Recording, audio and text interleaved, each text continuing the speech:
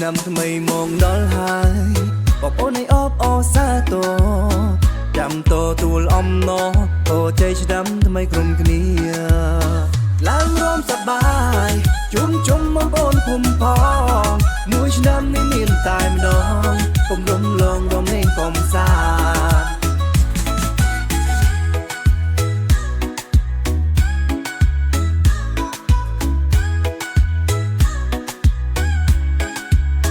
រឿងសែតរឿងសោកសៅបើភ្លេចចោលនឹងឆ្នាំចាំទៅឆ្នាំថ្មីនាំមកនៅជោគជ័យរឿងថ្មីល្អឡើងរំសប្បាយជុំបងប្អូនភូមិផងមួយឆ្នាំនេះមានតែម្ដងកុំរំលងរំលែងកំសាន្តខ្មែរលើខ្មែរក្រោមយើងជាខ្មែរតែមួយចូលរួមសាទរឆ្នាំថ្មីទាំងអស់គ្នាឡើងរំសប្បាយជុំបងប្អូនភូមិផងមួយឆ្នាំនេះមានតែម្ដងកុំរំលងរំលែងកំសាន្ត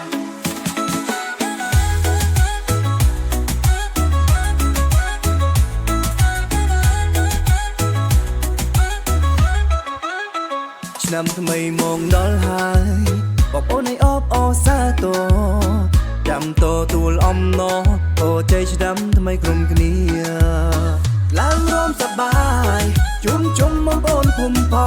ងមួយឆ្នាំនេះមានតែម្ដងកុំរំលងរំលែងកំសាន្ត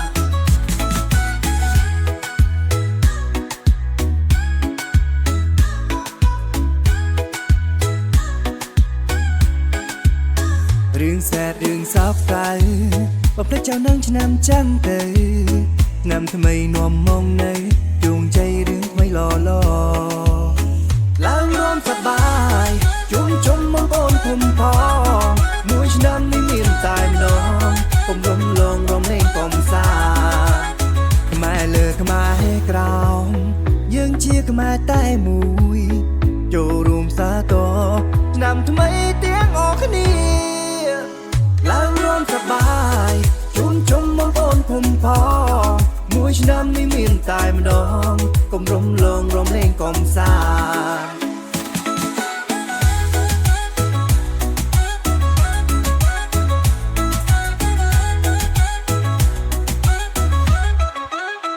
ឆ្នាំថ្មីមកដល់ហើយបងប្អូនឲ្យអបអរសាទរចាំតទួលអំណរអូជ័យឆ្នាំថ្មីក្រុមគ្នា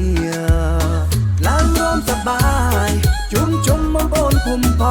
ងមួយឆ្នាំនេះមានតែម្ដងកុំរំលងរំលែងកំសាន្ត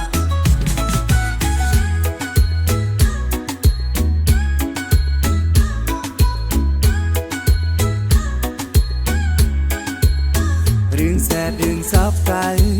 បើភ្លេចចោលនឹងឆ្នាំចាំទៅឆ្នាំថ្មីនាំមកនៅជោគជ័យរឿងថ្មីល្អឡើងរំសប្បាយជុំបងប្អូនភូមិផងមួយឆ្នាំនេះមានតែម្ដងកុំរំលងរំលែងកំសាន្តខ្មែរលើខ្មែរក្រោមយើងជាខ្មែរតែមួយចូលរួមសាទរឆ្នាំថ្មីទាំងអស់គ្នាឡើងរំសប្បាយជុំបងប្អូនភូមិផងមួយឆ្នាំនេះមានតែម្ដងកុំរំលងរំលែងកំសាន្ត